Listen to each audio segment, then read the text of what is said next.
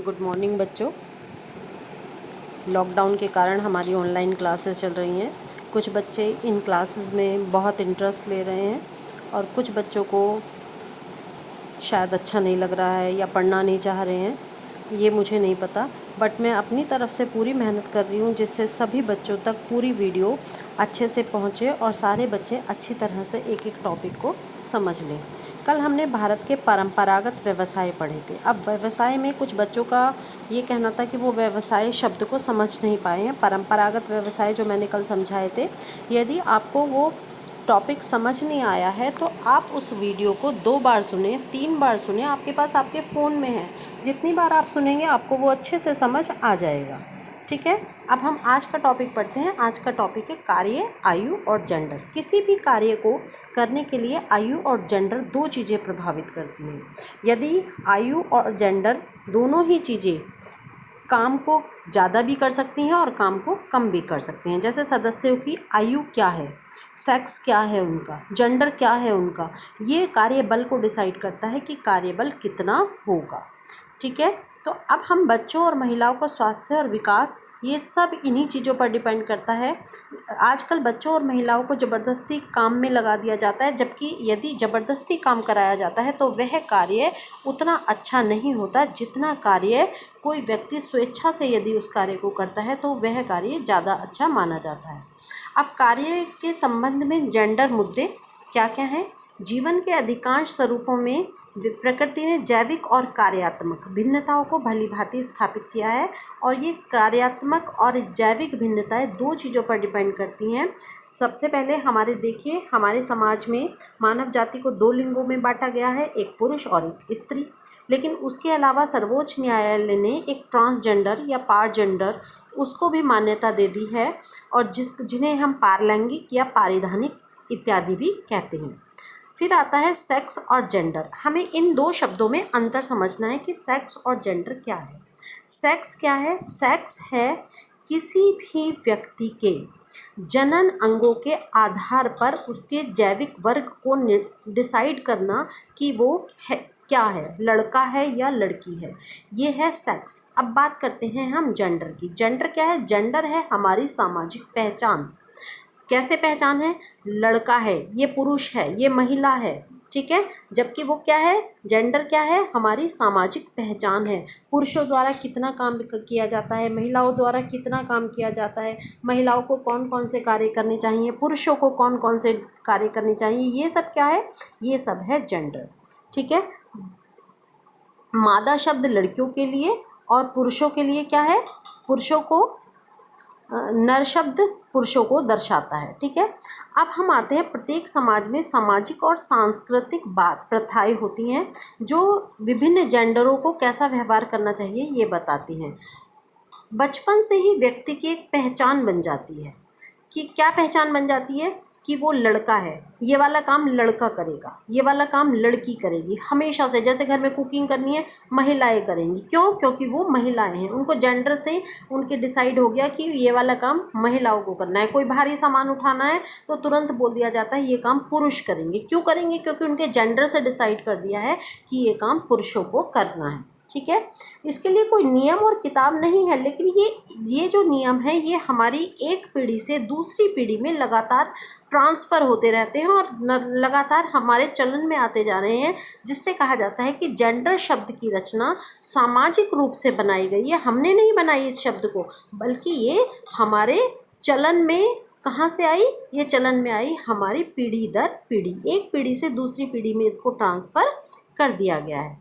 अब आता है समय बीतने के साथ साथ भूमिकाएं और आचरण विकसित हो रहे हैं, जिसका परिणाम परिवर्तन और निरंतरता में भी हो रहा है।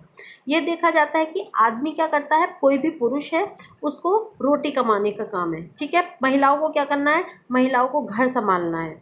ठीक है, ये पुरानी एक परंपराएं चली आ रही हैं कि महिलाओं द्वारा घर का काम किया जाएगा, पुरुषों द्वारा क्या काम किया जाएगा, उस रोटी के लिए जो पैसा चाहिए उसको कमाने का काम पुरुषों द्वारा किया जाता है। परंतु पूरे भारत में स्त्रियां उत्पादन संबंधित कार्यों से और कुछ समाजों में विपणन कार्यों में भी जुड़ी हुई हैं। ग्रामीण महिलाओं में स्त्रियां कृषि और पशुपालन में गहनता से और व्यापक रूप से जुड़ी हुई हैं।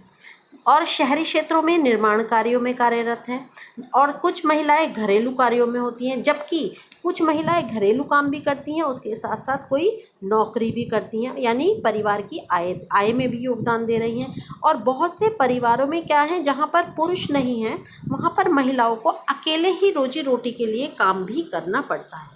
कमाने में सक्रिय भागीदारी और परिवार के संसाधनों में योगदान देने के बावजूद स्त्रियों को स्वतंत्र रूप से कोई निर्णय लेने का अधिकार नहीं होता। क्यों नहीं होता? क्योंकि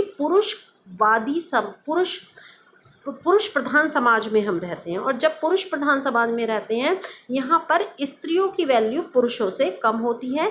नारी हमेशा निरंतर शक्तिहीन ही चली आ रही है। समय की मांग है कि उन्हें शिक्षित किया जाए, सशक्त बनाया जाए, समर्थ बनाया जाए और समाज में उचित स्थान दिलाया जाए, जिससे उन्हें भी अपनी बात कहने का अधिकार हो।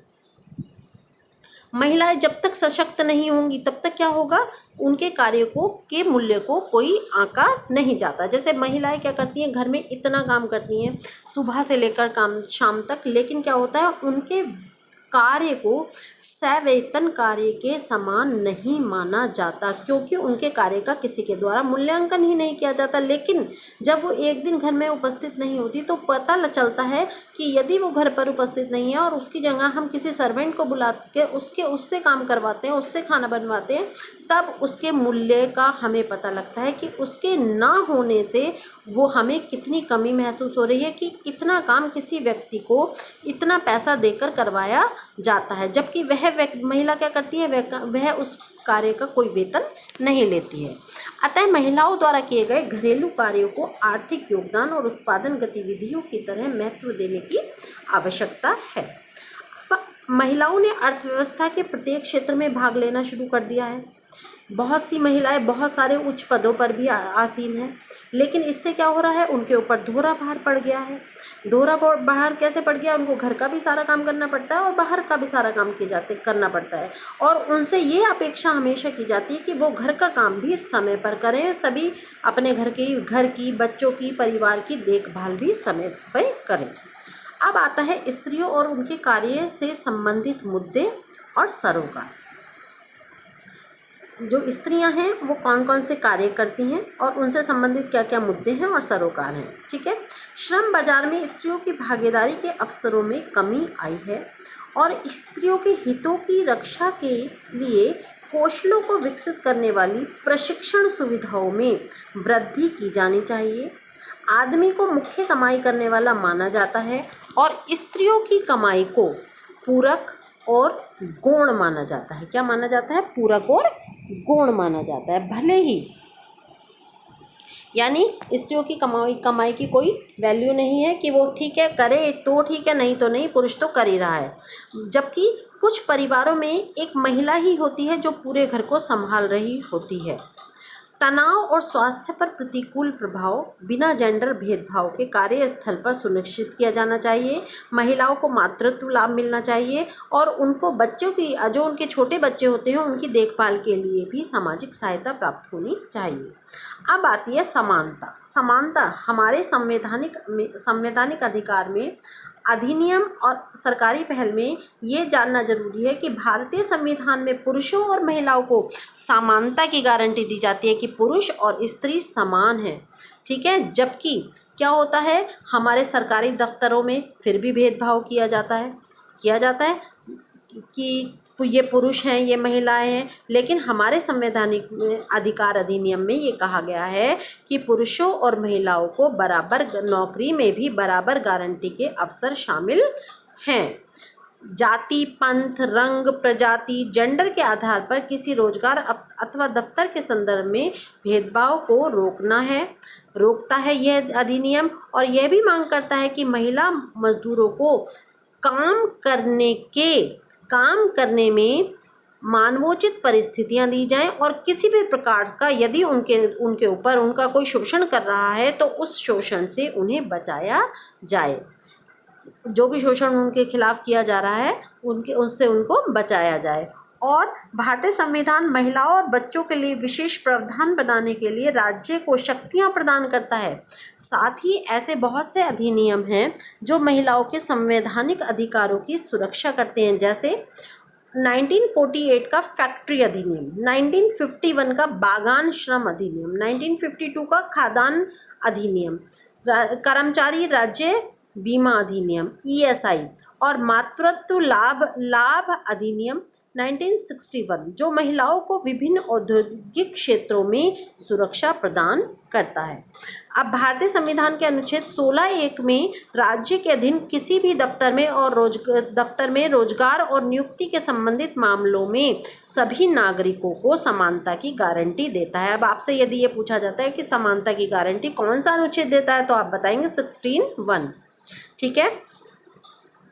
अब हमारी जो धारा 48 है फैक्ट्री अधिनियम की धारा 48 क्या कहती है? वो कहती है कि यदि किसी उद्योग या फैक्ट्री में 30 से अधिक महिलाएं नियुक्ति की जाती हैं तो उन महिलाओं के शिशु सदनों की व्यवस्था उस फैक्ट्री मालिक को करनी पड़ेगी। क्या व्यवस्था करनी पड़ेगी कि यदि उनका कोई 6 वर्ष से छोटा बच्चा है तो उन महिलाओं के बच्चों की देखभाल के लिए क्रैच का प्रबंध फैक्ट्री के मालिक को ही करना पड़ेगा। समान कार्य तथा समान प्रकृति के कार्य सुनिश्चित करने हेतु समान वेतन के लिए समान पारिश्रमिक अधिनियम लागू किया गया है। समान पारिश्रमिक अधिनियम लागू करने के लिए समाज कल्याण विभाग ने महिलाओं के लिए राष्ट्रीय कार्य योजना एनपीए को हाथ में लिया है। अब आती है परिवर्तन की बात। परिवर्तन क्या है? प्रारंभ के दशकों में महिलाओं संबंधी कार्यक्रम कल्याणकारी दृष्टिकोण की ओर लक्षित थे। धीरे धीरे ये अवसर समानता की तरफ और अंतिम रूप से विकास के दृष्टिकोण पर आधारित हो गए। पुरुषों के बराबर हिस्सेदारी उपलब्ध करने में अभी काफ़ी श्रम करना होगा। महिलाओं को मानसिकता को आधुनिक बनाना होगा। समाज की और कार्य से संबंधित स्त्री पुरुष जेंडर की समस्याओं के प्रति जो दृष्टिकोण है उसमें अकस्मात मुद्दों की समाज में पहुंच में नाटकीय परिवर्तन को देखते हुए अभिवृत्ति और नज़रिए को बदलना पड़ेगा। अब हम बात करते हैं केजीबीवी। अब ये केजीबीवी क्या है? कस्तूरबा गांधी बालिका विद्यालय। के से कस्तूरबा, जी से गांधी, बी से बालिका और वी से विद्यालय। यहाँ पर आपसे क्वेश्चन पूछा जा सकता है कि केजीबीवी क्या है। केजीबीवी कस्तूरबा गांधी बालिका विद्यालय है। सर्व शिक्षा अभियान के अंतर्गत ये आता है और ग्रामीण क्षेत्रों, दूरस्थ क्षेत्रों और समाज में प्रतिकूल परिस्थितियों में रहने वाली बालिकाएं जो कभी विद्यालय में दाखिल नहीं हुई या विद्यालय छोड़कर चली गई हैं, ना तो वो स्कूल गई कभी और गई तो बीच में ही उन्हें छोड़ना पड़ गया, उनके लिए प्राथमिक शिक्षा तक आवासीय विद्यालयों में, आवासीय मीन्स उनको रेजिडेंशियल स्कूल है, उनके स्कूल में ही रहना है, शिक्षित करने की भारत सरकार की एक योजना है। इसके अंतर्गत प्रवेश पाने वाली उन सभी बालिकाओं को प्रवेश स्तर की तैयारी के 6 माह में से 1 वर्ष तक सेतु पाठ्यक्रम का अध्ययन करेंगी। इन लड़कियों के लिए केजीबीवी में प्रवेश का स्तर कक्षा 6 है। डायरेक्ट कक्षा 6 में एडमिशन लेंगी और केजीबीवी प्रत्येक जिले के पिछड़े हुए खंडों में खोले जा रहे हैं जहां पर पिछड़े हुए एरिया हैं। ये योजना अभी हाल ही में बने भारत सरकार के कानून right to education act RTE को लागू करने में सहायक होगी। इसके नीचे देखो, ये किरण मजूमदार का एक उद्यमी महिला थी। उनकी एक क्या क्या उन्होंने किया उसके बारे में है, ये पढ़ेंगे आप। उसके बाद अब आते हैं हमारे पुनरावलोकन प्रश्न। कौन कौन से हैं इसमें? आपको जेंडर और लिंग को परिभाषित करना है, दोनों का डिफाइन करना है क्या होता है, गृहिणियाँ कौन होती हैं, परिवार की अर्थव्यवस्था में उनका क्या योगदान होता है, महिलाओं को परिवार और समाज में अपनी पहचान कैसे मिलेगी, भारत में महिलाओं को समानता की गारंटी कैसे दी जाती है, महिलाओं के हित में सरकार के क्या प्रयास हैं। ये आपको 5 क्वेश्चन करने हैं। पहले जो क्वेश्चन दिए थे वो सभी बच्चों ने कर लिए होंगे और अब आगे के ये 5 क्वेश्चन आपको करने हैं। उसके बाद ये आपकी 2 एक्टिविटी हैं। इसमें आपको क्या करना है, इसमें आपको अपने एरिया में ये देखना है कि कौन कौन सी महिलाएं ऐसी हैं जो समाज के हित के लिए भी काम करती हैं, और एक में आपको ये देखना है कि महिलाओं के सशक्तिकरण और आत्मनिर्भर बनने में किन महिलाओं ने योगदान किया है। यहाँ पर एक लिज्जत पापड़ की कंपनी में जिन महिलाओं ने काम किया है उसका एग्जाम्पल ये दिया गया है। इसको ध्यान से पढ़ेंगे इसके बारे में क्या क्या है, और फिर इसके बाद में जो क्वेश्चंस मैंने कराए हैं इन क्वेश्चंस को मैं भेज दूँगी। सारे बच्चे अपनी कॉपी में नोट डाउन करेंगे और किसी ऐसी कॉपी पर नोट डाउन करें, यदि अभी आपके पास रजिस्टर अवेलेबल नहीं है इन परिस्थितियों में, तो इस किसी ऐसी कॉपी पर नोट डाउन कर लें कि बाद में वो कॉपी आपके काम आए। क्योंकि अब जितना काम आप अब कर रहे हो तो दोबारा दोबारा तो करोगे नहीं, बार बार तो लिखोगे नहीं। तो एक बार ही ऐसा कर लें कि उन पेजेस को आप उस जो नया रजिस्टर खरीदोगे उसमें आराम से पेस्ट कर लो। ठीक है बच्चों, थैंक यू सो मच। अब मैं इसके क्वेश्चंस आपको थोड़ी देर बाद भेजूँगी।